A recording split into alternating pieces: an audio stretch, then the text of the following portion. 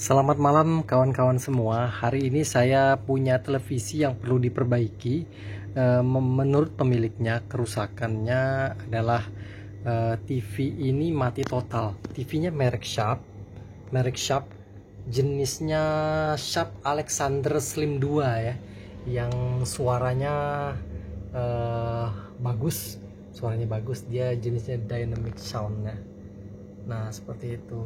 Tipenya kita lihat, dia mati total.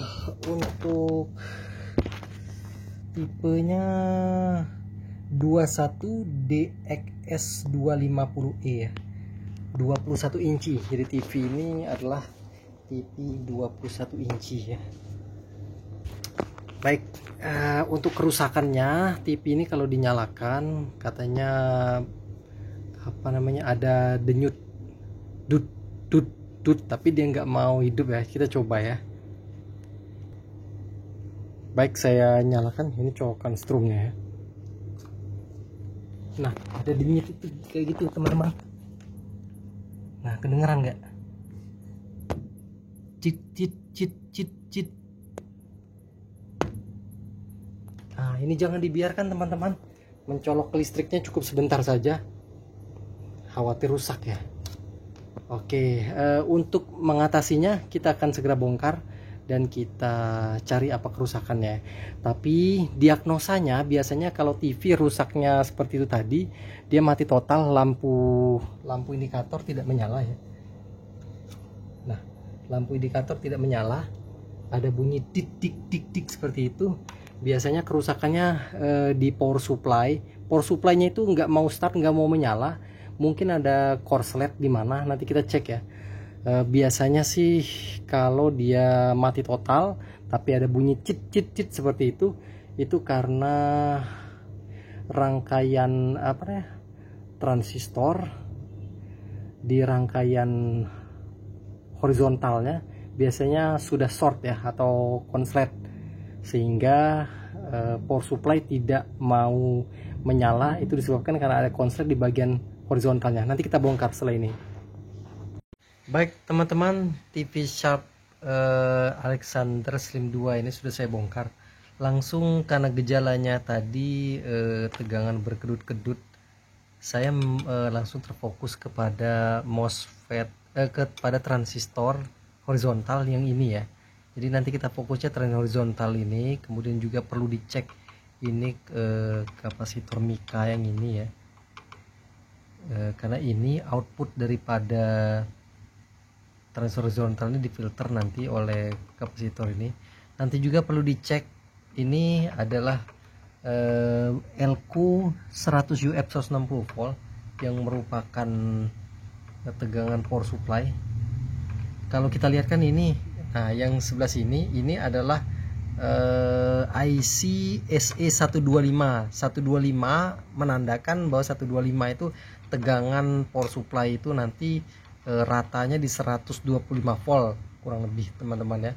Jadi kalau keluar 125 volt dari IC SE regulator 125 ini, di sini di LQ 100 UF 160 volt ini juga harusnya dia terukur 125 volt.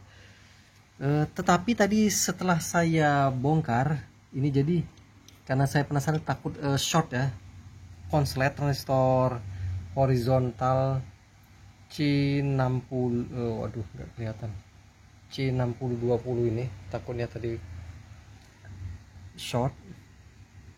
Akhirnya saya ukur, pas saya ukur dengan multitester ternyata dia tidak konslet, tidak short, artinya transistor ini masih bagus, transistornya bagus.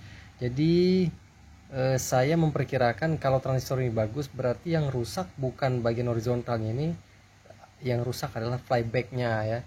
Jadi flybacknya yang perlu diganti. Untuk itu, untuk memastikan pengujiannya, jadi caranya ini kan flybacknya ya, bagian flyback itu. Jadi ada pada pin kaki yang ini ya teman-teman, pada kaki yang ini kan kalau searah jarum jam kita membaca pin daripada terapung flyback, ini searah jarum jam ya. Ini pin kaki 1, 2 3 4 5 6 7 8 9 10. Dia ada 10 pin ini ya. 2 3 4 5 6 7 8 9 10. Nah, pada pin 1 ini merupakan keluaran dari ini tadi, dari transistor horizontal ya. Jadi yang ini output horizontal ke sini.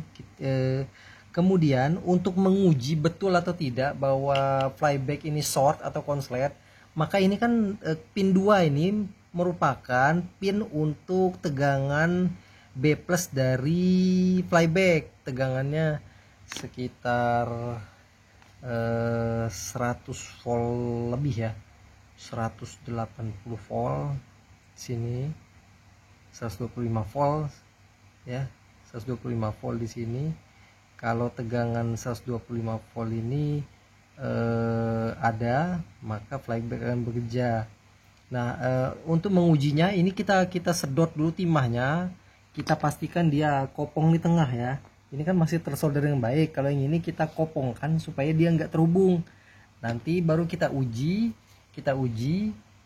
ketika ini sudah dilepaskan kedua pin ini, maka harusnya tegangan 125 volt dari regulator itu muncul tegangannya. Nanti kita mengukurnya pada elko ini tadi ya, elko 100 volt 160 UF yang saya bilang tadi. Kita ukur tegangan di elko ini nanti lewat belakangnya ya. Harus ada tegangannya di sini, yaitu senilai 125 volt. Kalau dia normal berarti memang betul, tinggal ganti trafo flyback yang rusak aja. Baik, kita uji coba teman-teman ya. Baik teman-teman, ini sudah saya colokkan ke listrik. Nah, ternyata teman-teman, yang tadi lampu indikator tidak menyala, sekarang sudah menyala ya. Itu ya, terlihat ya, lampu indikator sudah menyala. Begitu kita lepaskan pin 2 dari flyback tadi, kita lepas. Kemudian probe negatif dari voltmeter skala 250 kita pasang probe negatif ke ground. Kemudian kita ukur di mana ya, di sini ya, di sini dia, di sini adalah tegangan B+ 125 volt ya. Nah, dari regulator sudah keluar tegangannya, kita cek. Nah, itu ya, tegangan normal 125 volt. Jadi jelas teman-teman bahwa yang rusak itu adalah, kita cabut dulu, jelas yang rusak itu adalah trafo flybacknya harus sudah short. Jadi kita tinggal mencari spare part trafo flybacknya, dan ini kita pasang kembali ya, karena ternyata transistor horizontalnya masih bagus. Kita lanjut lagi, setelah spare part datang kita beli di toko, kita ganti, baru kita uji coba lagi ya. Baik teman-teman, tadi sudah selesai pengerjaannya. Jadi trafo flybacknya sudah diganti ya teman-teman. Trafo flyback sudah diganti, ini dia yang baru. Tapi ternyata teman-teman, kerusakan yang sering terjadi pada MOSFET, pada transistor horizontal dan trafo flyback itu tidak semata-mata sering itu yang rusak ya teman-teman. Nah, setelah diamati dan meminta bantuan juga rekan yang lebih ahli, ternyata TV tersebut rusak bukan disebabkan oleh transistor horizontal dan juga bukan trafo flyback. Udah diganti baru, rupanya nggak bisa teman, akhirnya dipasang lagi trafo flyback yang lama. Ternyata yang rusak adalah ini teman-teman. Nah, lihat bagian ujung daripada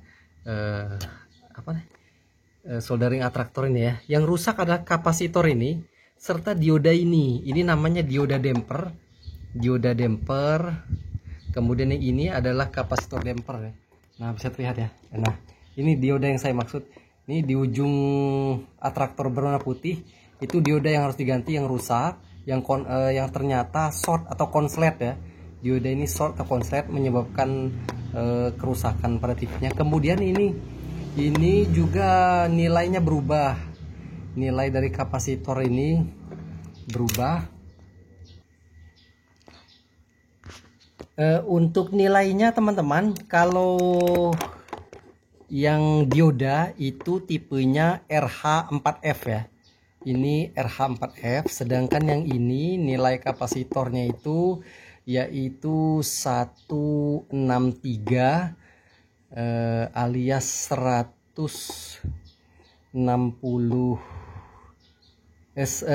nanofarad ya, 16 nanofarad, atau tertulis 163 1200 volt.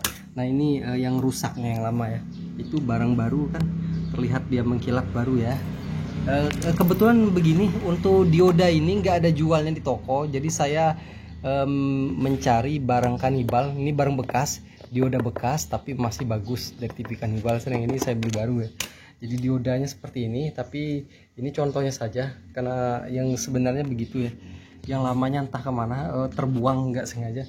Jadi tipenya dioda yang dipakai untuk dioda damper itu RH4F, sedangkan untuk kapasitornya ini kapasitor Mika nilainya 163 1200 volt ya. Oke teman-teman, baik kita langsung uji coba ya. Hasilnya sekarang TV-nya udah baik. Oke teman-teman, kita cek hasilnya ya. Nah teman-teman, oke sudah bagus. Ini set top box tuh pengujinya. Oke. Allah Subhanahu wa taala akan menghilangkan kesusahannya. Oke. Baik teman-teman, terima kasih sudah menonton video ini. Inilah hasil perbaikannya ya. Jadi semata-mata tidak selalu flyback dan juga tidak selalu transistor horizontalnya. Ini udah mubazir ini, saya beli Rp80.000 ya, nggak terpakai. Ternyata yang rusaknya itu tadi dioda damper RH4F sama ini ya, sama kapasitor Milar 163 1200 volt. Terima kasih, mudah-mudahan bermanfaat. Sampai jumpa pada video berikutnya. Wassalamualaikum warahmatullahi wabarakatuh.